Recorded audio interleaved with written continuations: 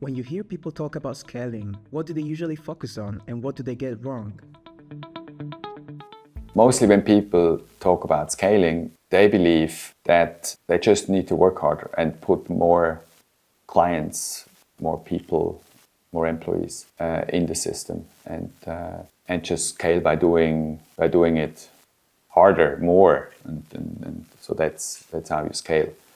That's a mindset I see a lot with founders and business owners, but that's completely wrong, because if you have a system that is actually depending on yourself in large parts, like you have to be part of decisions, you have to be part of client talks, you become the bottleneck, and it doesn't scale. It just gets more demanding first for yourself, and then for all your employees and all involved people around you, it gets more messy because they don't have enough time from your, because they need you to be involved because you designed it this way, and that makes everyone frustrating about the situation, and it doesn't scale. And that's the biggest mistake most founders do or think about scaling.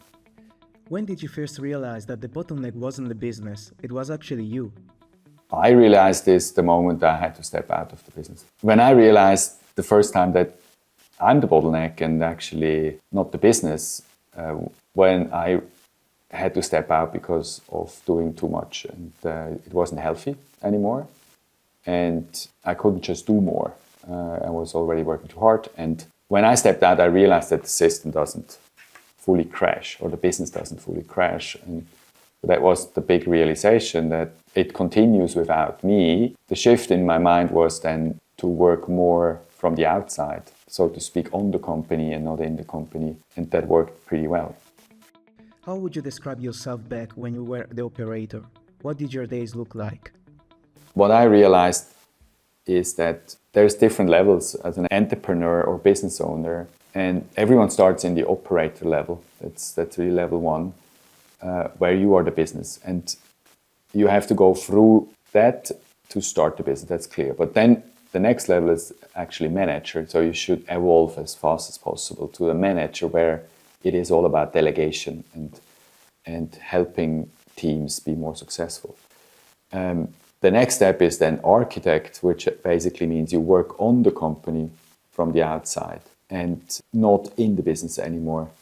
Make the business more valuable, more efficient, and so on. And then the last level is investor. So you spend money and time to make the business more successful without being involved. I think these are the four levels every founder can go through, and I had to do this myself. But I also realized most don't even make it past the second level, manager, because the step from being the operator to the manager is already a huge step.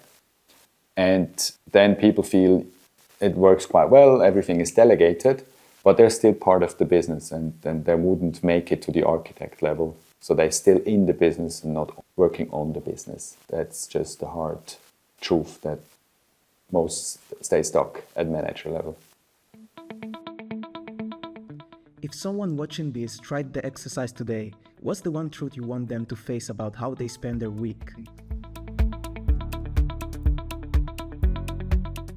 So if I want someone to actually understand how they spend their week or spend how they operate, actually, I would just ask them to map out their core activities during the whole week. So that's what I've done as well as the very first step, because that gives you a view on what you actually do, right? And is everything you're doing important, or is it not, and what can be delegated? And really critically look at all activities, decide, is it worthwhile your time and actually money because you're the owner of doing that? Or is there someone else that can do it cheaper, better, and then delegate all these things to the right person? I think that's really step one, map it out. Can you give a real example of something you realized you shouldn't be doing anymore? I realized a lot of things I shouldn't be doing anymore. And also interestingly, I've been doing a lot of very, let's say, cheap tasks, because I didn't want to leave them with my employees because I thought I hired them for a role and I can't let them do these very little things. So I was more the guy moving all these little things away so they can work. But that's totally wrong. I think that when you shift that view that you are actually the most valuable person in a company because it's your company and your idea, your strategy, you should take care on the very expensive activities. Like I say, these are always like the 10,000 euro tasks. So it's something that moves the needle very, very big. And then let's say the 100 euro tasks you can delegate to someone right away. You don't even need to think about. And the 1,000 to 10,000 euro task, this is something you need to design whether you have to be still involved or just document it good enough so you can delegate it better. So I had probably 80% of my time on activities that I should not be doing. That was crazy.